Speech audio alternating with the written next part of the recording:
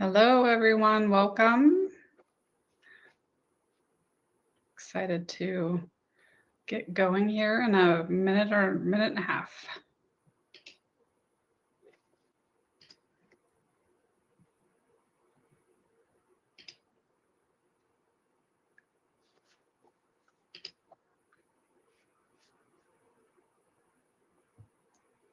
See some familiar faces joining this webinar, which is exciting.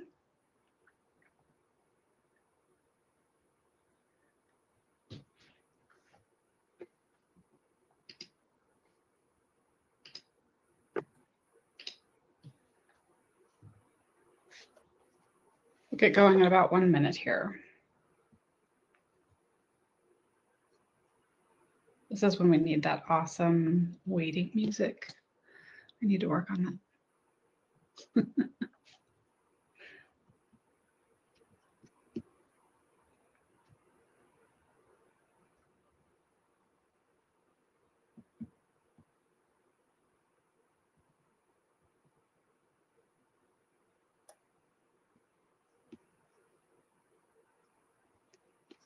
Welcome, welcome. We are going to give it another 30 seconds and then we're going to dive in.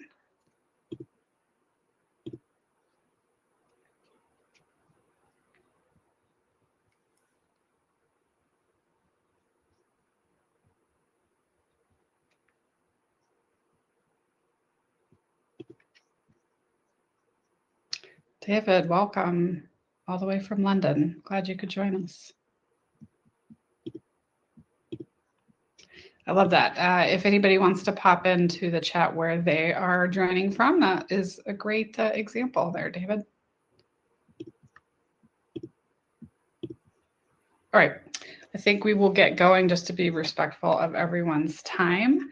Hello, everyone. I am Toby Anderson. I'm the head of customer experience for Speak I have the pleasure of working with our customers, amazing folks like Kara, and we help lead and partner to lead through the whole life cycle of, when you buy this app, how do you get it going? And ultimately, how do you make sure you are, strategically ensuring you're getting benefit out of your investment? What's working for other customers, tips and tricks, that kind of thing. So I get to speak to Kara every month. And we were chatting and kind of came up with the idea for this webinar. But before we go further, Kara, why don't you introduce yourself? Absolutely. Thanks for having me. I'm Kara Ruckty, and I'm the Corporate Director of Culture and Retention at Kalahari Resorts and Conventions. And I'll tell you a little bit more about Kalahari in a minute. But what I do is I help support our on-site culture and training teams with different initiatives like our resort training and reinforcement, our wellness program, the overall culture and associate experience, which can include events, appreciation, surveys, and of course, communication. Thanks, Kara. I'm thrilled to be doing this. This is our second webinar together, actually. So thank you for that. We have been working together for about 3 years. And we were chatting not too long ago about some real changes that had come about recently. Kalahari has been getting a lot of value out of their My Kalahari app for a while, but there were some recent changes and we thought, this is really worth sharing and maybe you can glean some best practice and ideas out of Kara's story. So before we dive in further, quick housekeeping notes. Please feel free to pop questions into the questions section as we go, right? I don't want you to have to wait and try to think about them, but we are going to do a Q&A at the end, so you will have a chance to get your questions answered. Also, there will be some polls that will get popped up throughout just to get a little bit of engagement going, so please watch for those and participate. And with that said, we're going to dive in here. I really want to start, Kara, with the quick context, right? So, we've been talking for 3 years, but if you could tell us a little bit about your journey in coming to Speak Up and deciding to set up the My Kalahari app. Yeah, so we, let me tell you a little bit about our resorts quick, and then I'll give you an idea of what brought us here. So Kalahari Resorts is, we have all under one roof resorts. Currently, we have 4 resorts, and we're working on the 5th resort. We have within our resorts, water parks, restaurants, retail, spas, adventure parks, and convention centers. So at each property, we have about 1,300 associates. It does fluctuate throughout the year based on business level and what's going on. We have 20 plus departments at every resort, about 60 to 70 managers, 90 supervisors. We do employ about 350 international students annually. And we have about 10% of our associates that have been with us for 5 or more years. Yeah, so, that's a proud thing to be in your industry. That's a really cool retention note, I think. Yes. Yeah. Yes. And so you can see that we have lots of people to communicate with, and we have some additional demographics that I can share as well. By population, we have a pretty wide variety as well. So the majority is Gen Z, with 45% of our associates, 34% millennials. But then we also have 15% Gen X and 6% baby boomers. So we're not only communicating with lots of people, but lots of people across multiple generations as well. Awesome. So what brought us to My Kalahari and working with Speak is we were communicating and realizing that the way that we're communicating, our different communication methods just weren't working anymore. We communicate via email. We had flyers and bulletins across the back of house areas of the resorts. We also have something called our Daily Promise, which is our daily newsletter, where we reiterate and inform on different topics every single day. And then, of course, we also would relay on manager meetings or having managers relay information to associates. But there were definitely some challenges with that. Go ahead, Toby. Yeah, I was just going to say, this is really common across industries too, right? So this is certainly a hospitality common set of channels, but I see this also across, retail and logistics, manufacturing, that sort of thing as well. So really common. Yeah. Yep. So some of the challenges with each of these, the email, only managers have Kalahari emails. We do collect personal emails from our associates, but about half of the personal emails that we have sent in the past bounce back. So either they're not entered correctly, difficult to read when they're entered, or someone gave us an email that they don't check, something like that. The flyers and bulletins, at some point, it just becomes too much for people to look at. And so they're not looking at them. Hallways were cluttered. It's not regulated. So there's a lot of information out there that maybe isn't as relevant as something that's urgent or important. And of course, sometimes the old flyers weren't removed. With our daily newsletter, not everyone was around to see it every single day. So people take days off and then they may come back and not check the days that they were off. And managers didn't always have it posted. So it was a little bit inconsistent there. We still do sometimes text messaging. But the challenge with text messaging is that the characters are limited. So we can only communicate very short bits of information. We cannot include images. And when we do that, it's used only for highly important and urgent information. When we rely on the managers to relay the information, sometimes they relay all of it. Sometimes they relay some of it. Sometimes they don't relay it at all.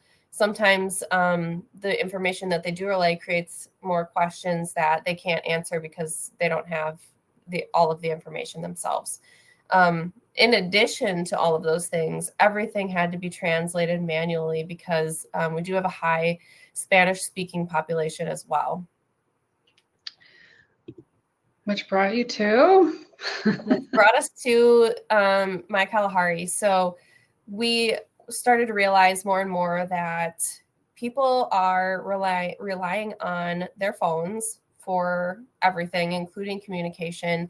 And the only way that we're going to reach our line level staff, because we can easily reach our leaders who have the Kalahari email and who have teams and all of that, but it's very challenging to reach our line level staff. And so what brought us to Speak was we had kind of researched and looked into how Speak works, and it's very simple, very easy to use. There's not a lot of training that needs to happen. It's very user-friendly in terms of acting very similar to a social media, so people can figure out how to use it very quickly.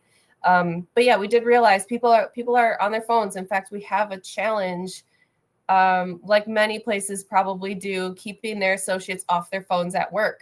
And so because of that, that was a challenge at first when we started implementing it. Was, hey, we know this is a great solution for the communication challenge that we're having, but how do we keep it so that our associates are using it properly and that they're not using it out on the floor or in a guest view? So we did come up with a terms of use. And this is just kind of an FYI so that you can kind of see how we handled this. And so the way that we handled it was that we let them know it's not required and that they can use it off the clock without compensation. And it can also be used on a personal device while on the clock, but they also need to be out of the guest areas and guest view. Assisting guests and job duties need to come first before they use the app. So it also can be utilized to search for and view guest information that can assist a guest. So that is okay to do as long as they're doing it out of a guest view. The app is intended to be used as a communication tool to connect and engage our associates. So therefore, only positive and productive interaction is allowed. We also put on there it should be used for work purposes only, and then any negative comments or posts that wouldn't be tolerated in the workplace or that violate our code of conduct and social media policy will be removed, and the author will be subject to progressive discipline up to and including termination. And then we, of course, reserve the right to delete comments that may be perceived as negative and remove users without warning if needed. Yeah, and thank you for sharing this. I know it's not, something we normally do, put all these words on a screen, but honestly, this is the exact terms of use that the Kalahari teammates get when they first go to download the app. And I think this is really important because I'm getting more and more questions from our customers and our prospects about, there's a big conflict here. People don't want to be on their phone for work, and then there's compensation issues. But I loved this because it really gets specific. It makes it very clear what's okay and what's not okay. And also it emphasizes, what we talk about all the time, which is the app is meant to be something that makes work easier, better, connection that they want. So it's optional, but it's more about the, hey, I want this, and here's how it's okay to use it.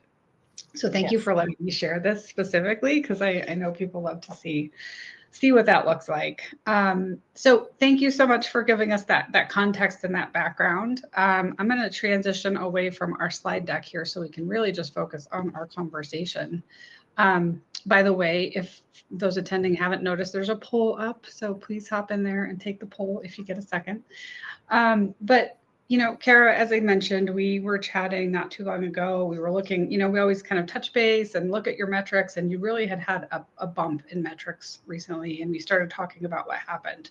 Can you kind of tell the story about what drove you to make some changes around My Kalahari?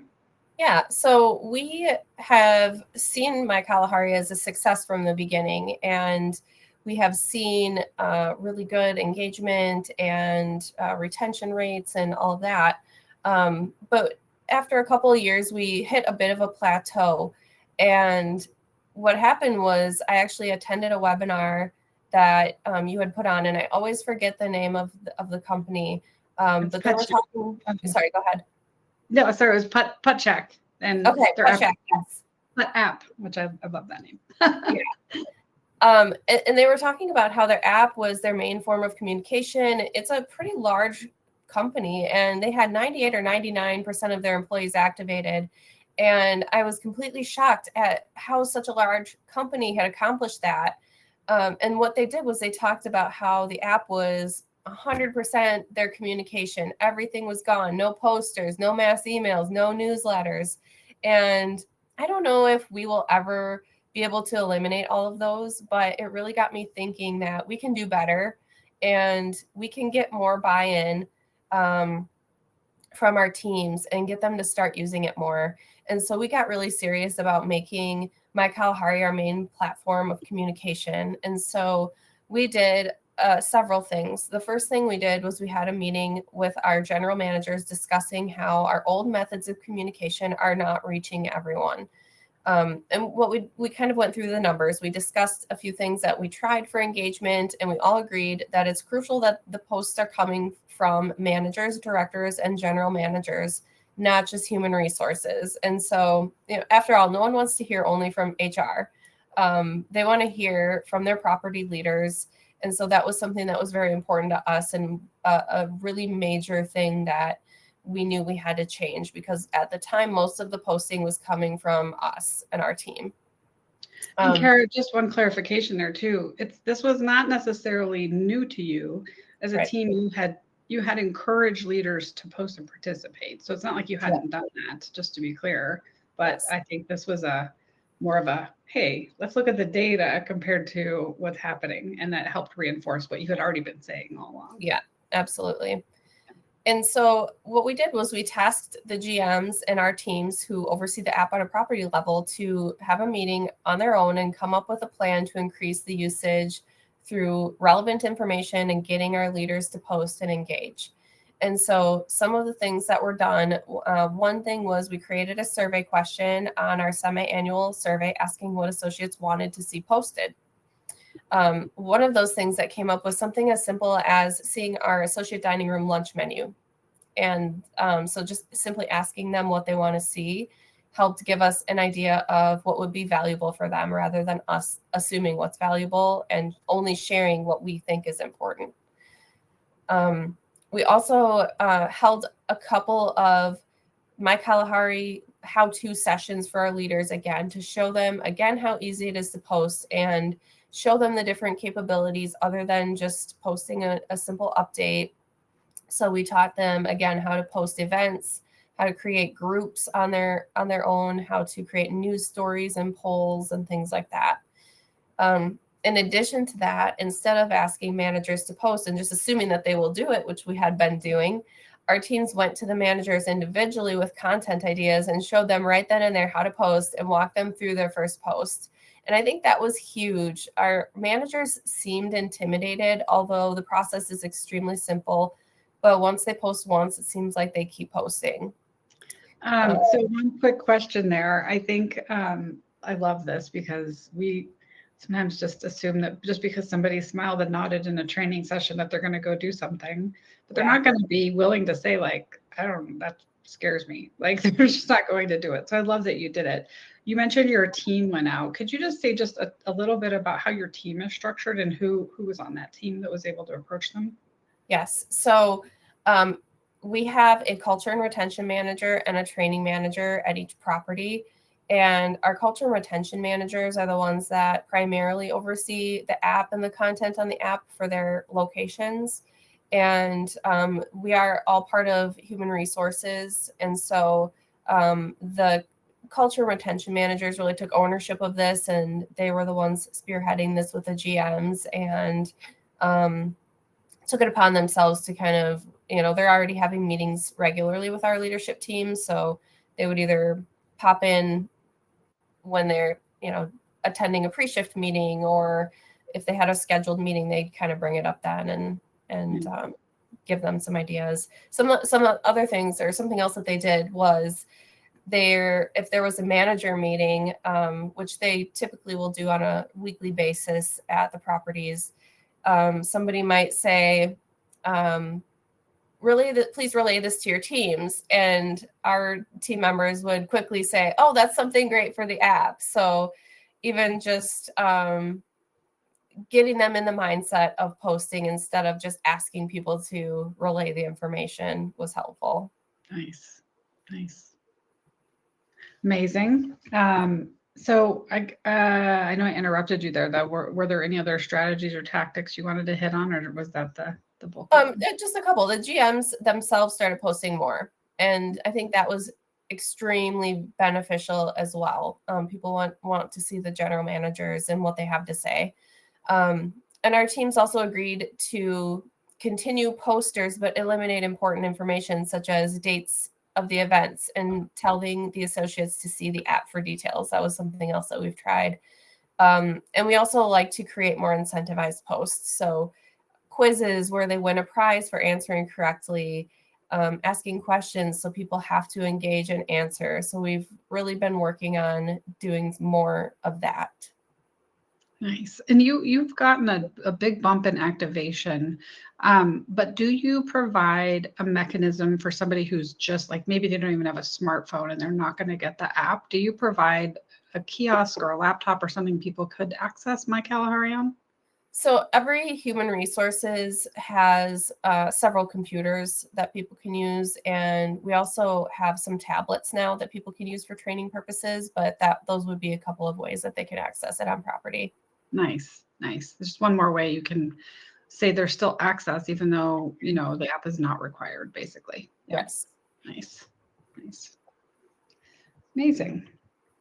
So I think, there were a lot of things that were working at the organizational level. And like you said, this more local posting, the more variety of types of posts really started to bump your engagement. And I think one of the things people are always asking is, how can you tell? How do you measure the impact of the changes that you make? Because you had this aha, we're going to do things differently. You got some energy behind it. Can you just talk a little bit in both specific to this change, but just generally, how are you measuring the impact of My Kalahari? So what's really nice about the app is that we have this compass, which provides lots of metrics. And every month we put together some of these metrics and send it out to our teams. And so we look at those metrics and we pay attention to those metrics. But to be honest and realistic with you, we try not to over analyze the statistics.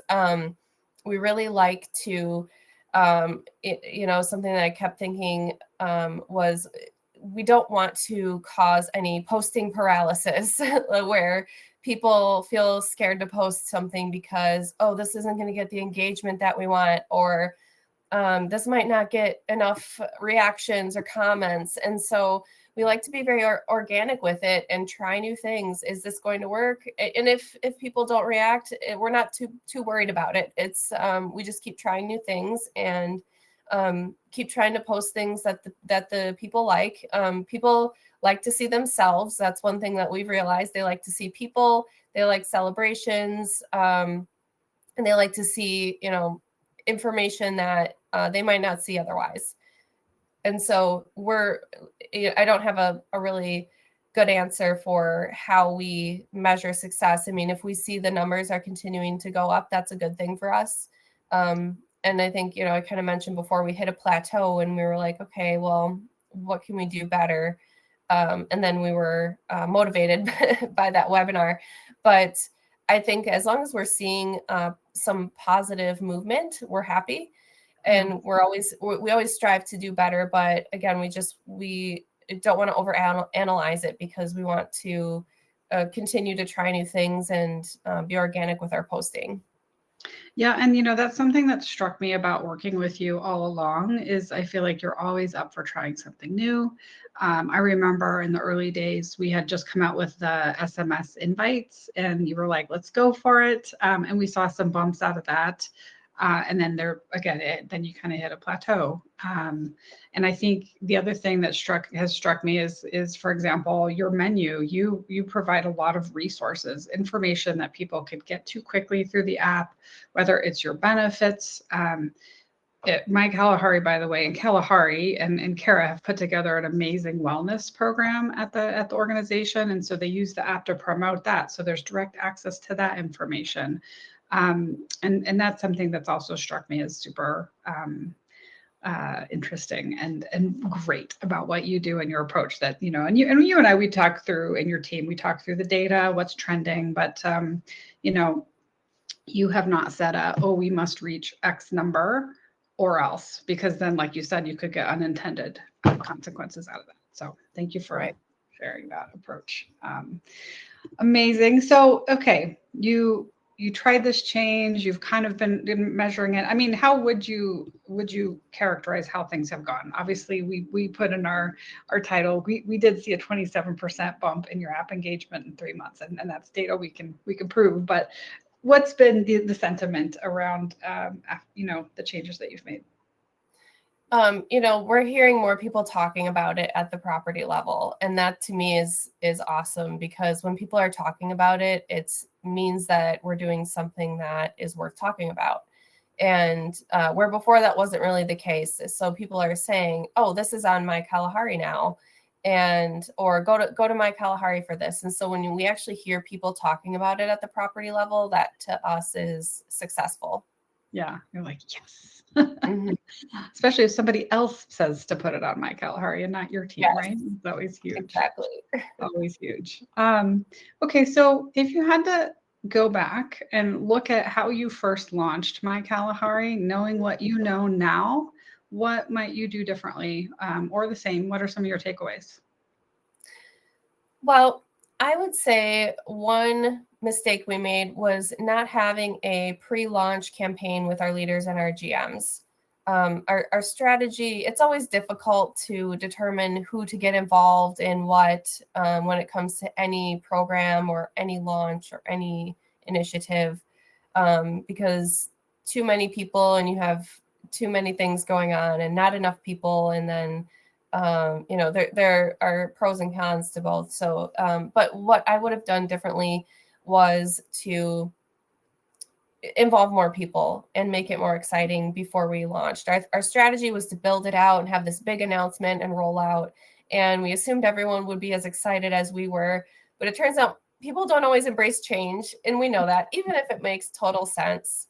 And, so many managers at the time, they just made do with WhatsApp or texting or email communication. And that's just what they're used to. So they didn't really see a need to change. And we know that in order to launch a program of any type, in order to get buy-in, it's really good to get those key people involved from the beginning. And so that is a lesson we learned. And that's something that I would do differently, is make sure that there is an exciting build up to the launch and get people involved. Even if, you limit the involvement, make sure there's some sort of involvement so that they feel the excitement beforehand as well. Yeah, because one of the things you talked about too was hearing from people what they wanted in the app as a recent thing. And so maybe that could have been another benefit of some of those, like bringing them along early, is a little bit more feedback into what went into it, perhaps. Yeah, very nice. Okay, amazing. Well, I know we invited you into our chat. I'm going to bring up some presentation back because people love to see examples, and Kara has been gracious enough to allow us to show some examples from my Kalahari. So I will pull those up, and while I'm doing that, just a reminder, we've got our polls. So if you haven't answered the latest poll, please have a peek. And we'll get back into the actual deck here.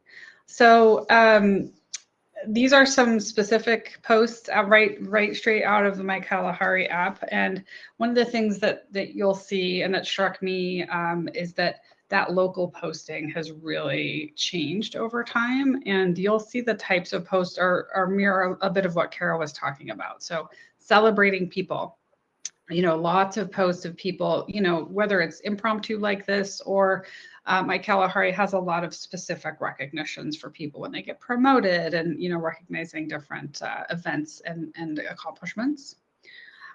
Really more engaging content. So this middle one here you see is asking people to vote, and there were a bunch of pictures submitted. So there was a post that pulled in pictures, and then there was another post that was the actual contest to vote. And then somebody won a gift card. So that was very popular out in Wisconsin. And then out in Ohio, just literally getting a fun. So, and by the way, our apps don't always have to be just about work. Like, work can be fun. And I think that's something that my Kalahari does a good job of. So this was one where you got to vote for artwork and get that kind of engaging piece going. Anything else you'd want to add here, Kara? That was paint night for one of our Be Well wellness events. So it also was promoting our wellness events. Nice. I love too when you bring together the in-person and then to bring it digitally, right? Because Mhm. not everybody can attend everything, and I think that's a really nice Yeah. touch. Here's an example of, the variety of news posts. So you've got a new or the variety of post types. The first one you're seeing here is a news post. That's a bit of a more need to know content type of post than updates, which we saw before. And they just have a little bit of a different look. They're in its own news section. And also, not only do you get a push notification on your phone, but an email notification. So brings more people into it. You've got a poll. So really letting employees have a voice. I think that is one of the easiest things you can do with an app. It can even be as simple as we're bringing in lunch on Friday. Do you want it, from location A, B, or C? But you're just truly giving people a voice. Super easy for people to engage with and see the results. And then events. This is something that I've seen done well at my Kalahari from the beginning. Is just ensuring that the events are here not only what's available on property, but specifically what's available to employees to participate in. Sorry, was there anything else you wanted to note here? No. Okay. And then lastly, we did have, I've mentioned in particular in your menu, this is where there's like sort of that delivery on making the app a resource hub. So here people can get to all sorts of things. And I highlighted it specifically like your My ADP payroll tool, your Be Well program, the ability to quickly report an issue. So I love that example. You're out with guests, you have an issue, and they can and maybe not in front of everybody, but go and just send the issue through so that immediate action can be taken. The active and fit employee program, your ADR rotating menu. So that was one that you got feedback on. People wanted access to the daily menu. And then we also pulled in some pictures of the knowledge base. This is a newer feature at Speak Kalahari jumped on it right away. And in fact, do you want to just tell a little bit about kind of what's in here? Yeah, so our team, and maybe I'm jumping ahead, but our team actually, our IT team came to us and said, hey, our intranet it's outdated, it's not working as we want it to. Do you have another option? And can it go on my Kalahari? And so I immediately thought of knowledge base. And so we kind of talked through it, and it's actually pretty well finalized where we have moved, it's called the Kalahari Lifeline. We have moved all of the content from our intranet over to my Kalahari. And this way it's much easier to update information because we can assign, different people where with our previous intranet, it was only a couple of people in IT that could make updates.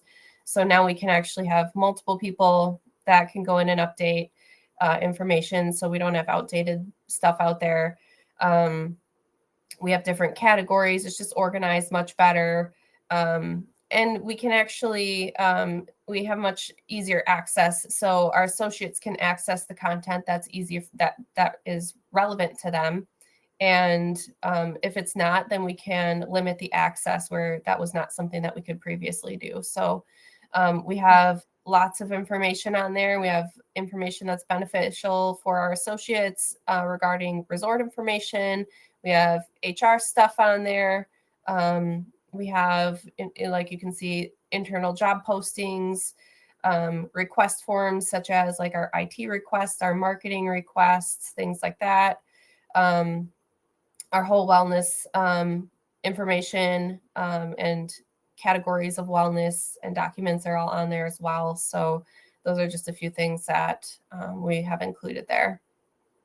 Amazing. I think one thing too to highlight about the knowledge base is that you mentioned the permissions, so people can just see what's relevant to them.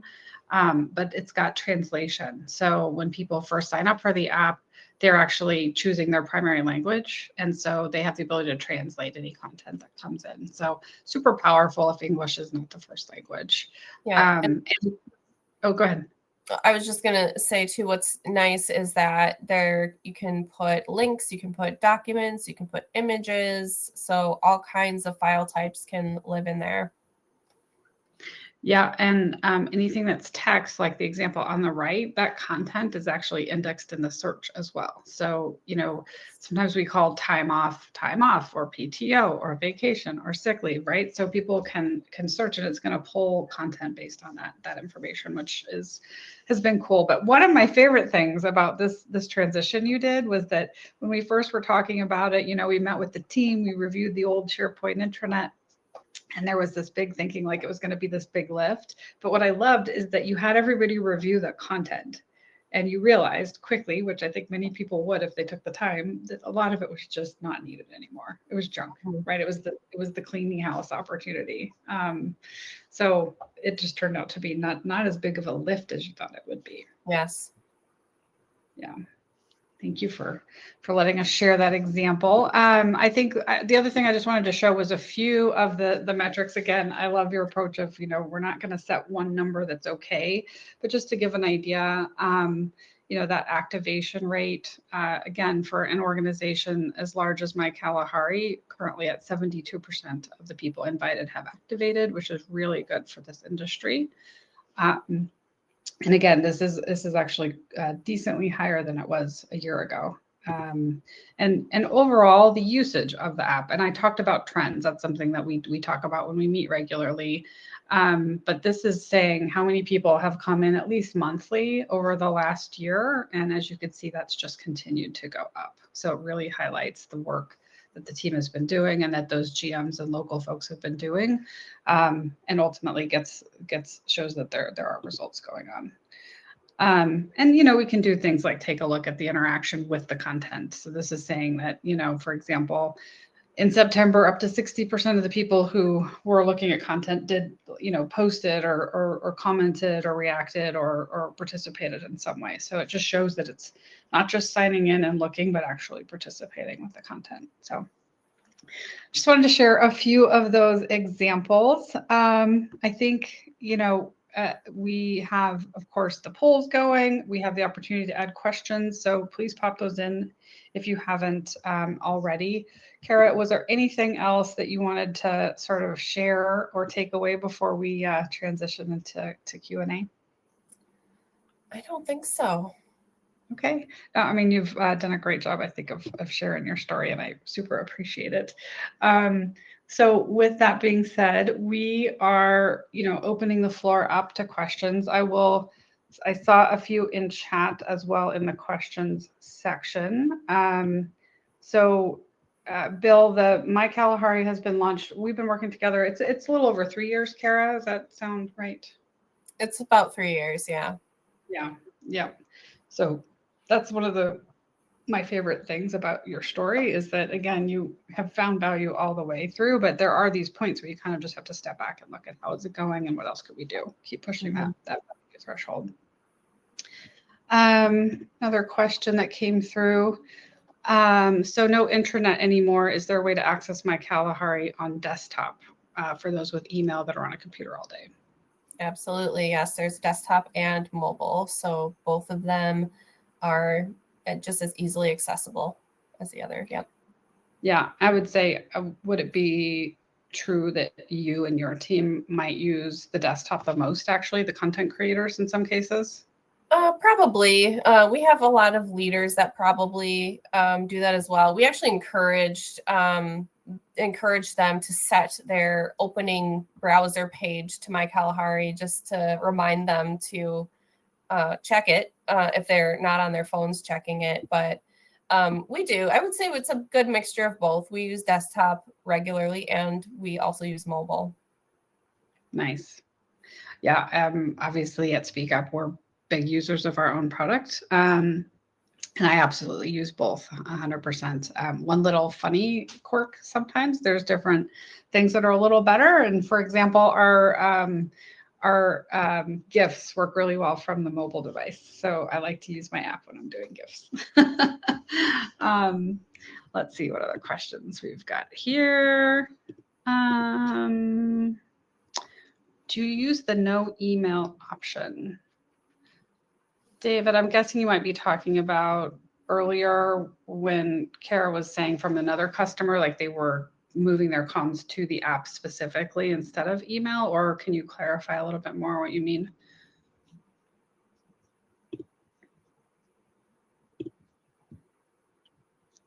So thank you. Do all of your employees have an email address? That's the question. Most of them do. Most of them do. Yeah. So for context for everyone, we have multiple ways that people can activate with Speakup employee app. So the simplest one is probably email, because all they have to do is open their email, click join, and they're adding their password and then downloading the app. So it's a pretty straightforward flow. We have customers that don't have email addresses or they don't have good ones. So if we get the mobile phone number, we can do the same flow, but via text, where they get that, they can click, they're in, and they're downloading. But we also have plenty of customers who have people we don't have either. We don't have phone number or email address.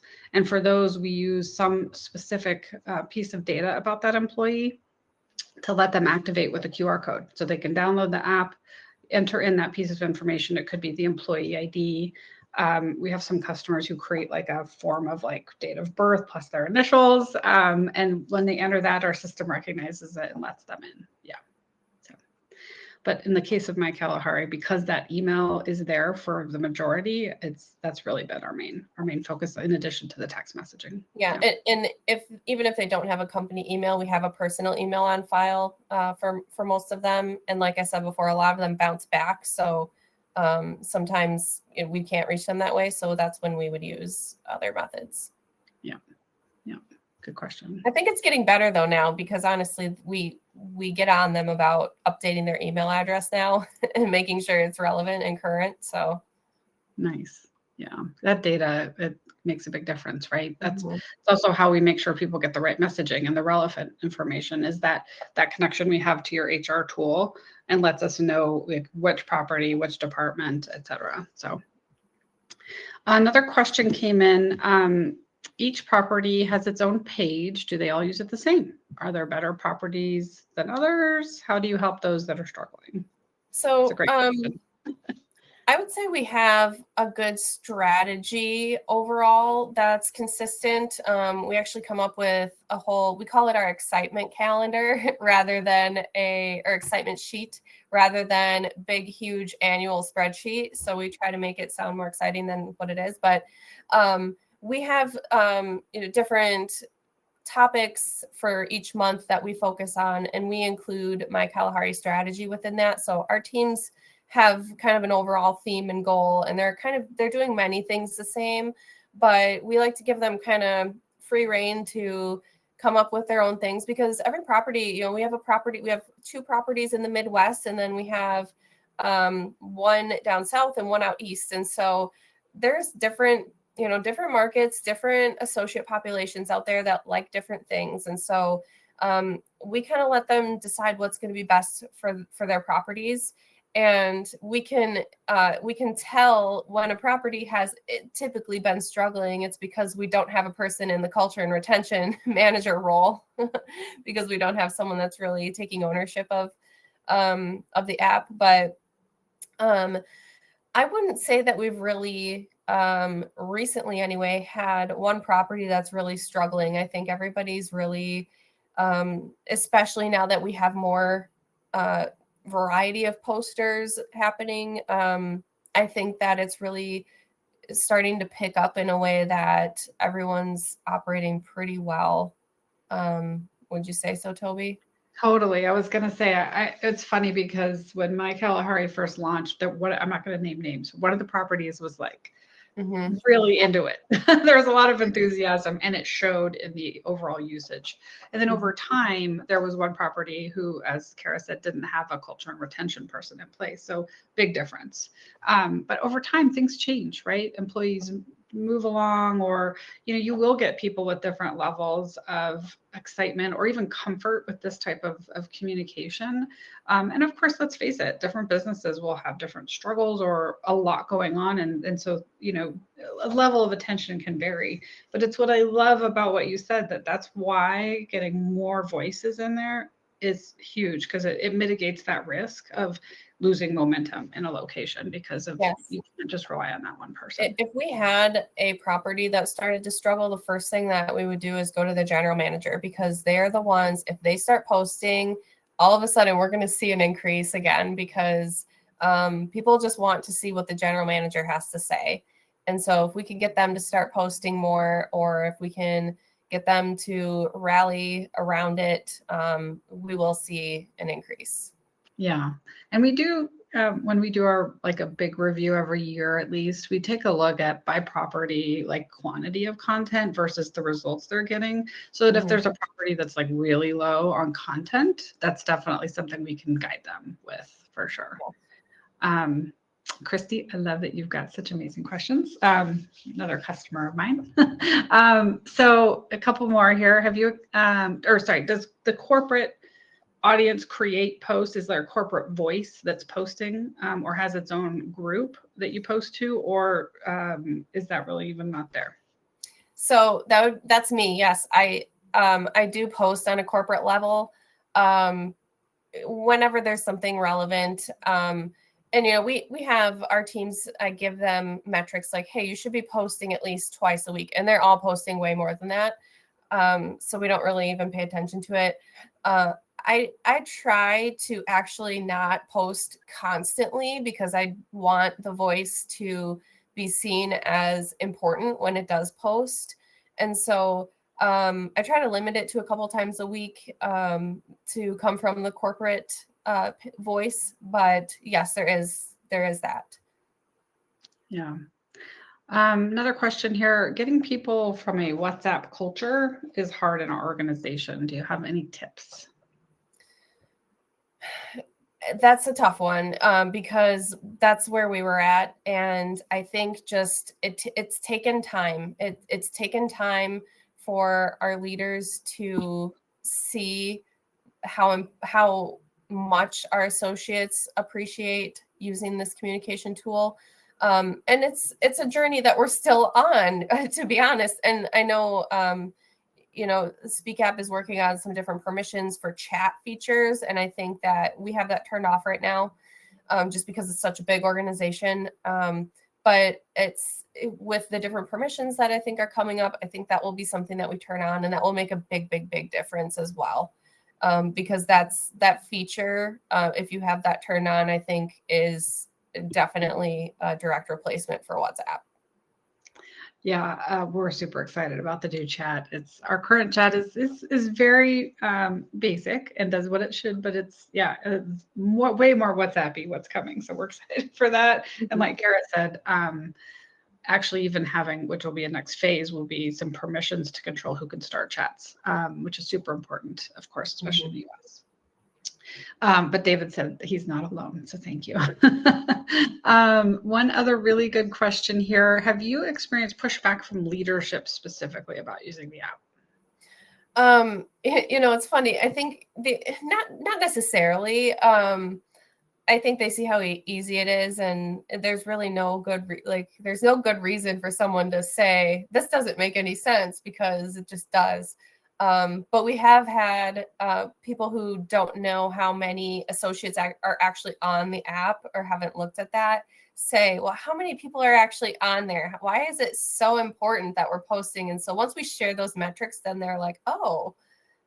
And I remember specifically one of our team members asking that, and they said, well, there's about 800 people on there. And this probably isn't an accurate number right now, but we have about 800 people. And they said, across the whole company? And they said, no, at our property. And then they said, oh, so they had no idea. That was the only, I think, question there was are there even enough people on there that it's worth it for me to be posting? And so when the answer is yes, then it's hard to argue with that.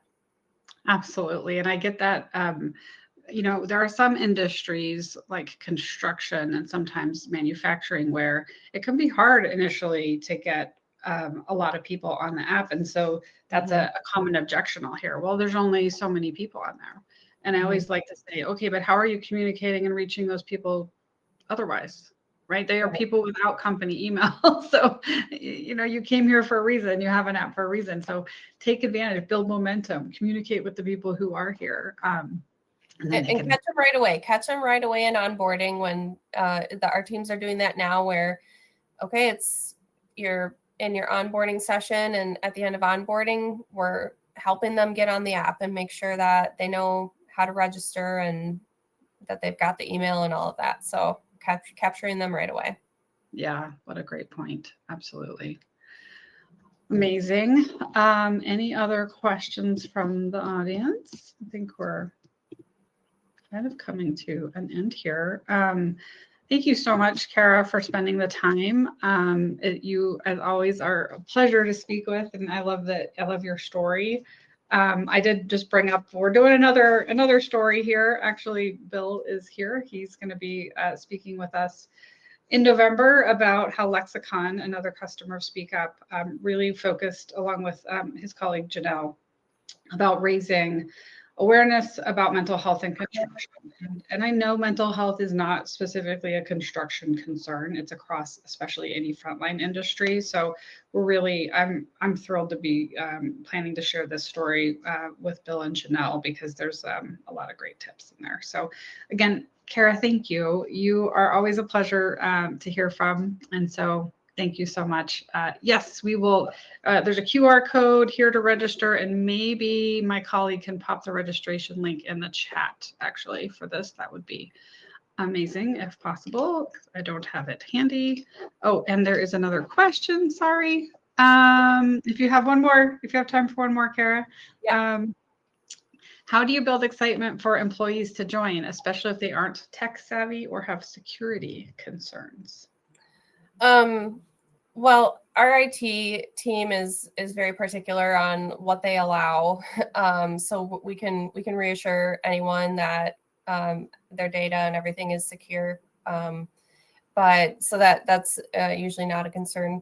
But we build excitement, like I said, immediately. This is something you have to be part of. You are missing out if you are not part of the app, if you don't have the app. And that's, I think I mentioned before, if we do post posters, a lot of times we'll say, find the date and the time on the app. And so we really try to make it so not like, hey, this is a great, exciting tool, but you can't miss out on this tool. You are going to be missing information. You're going to be missing out if you don't have it. And I think that's what incentivizes people to get on there. It's a FOMO strategy, right? It's like, I have another customer who, it was construction, and they had a foreman who was like, I'm not using your app, quit asking me. And then, there were all these cool contests happening, and you could participate, but you didn't hear about it as fast if you weren't on the app, right? And so, that person actually got on and became a huge advocate and a poster themselves about their Perfect. All right, great way to wrap it, I think. Thank you, everybody, for joining. And again, thanks to my Kalahari. And I hope everybody has an awesome day. Thank you so much. Thanks. Take care.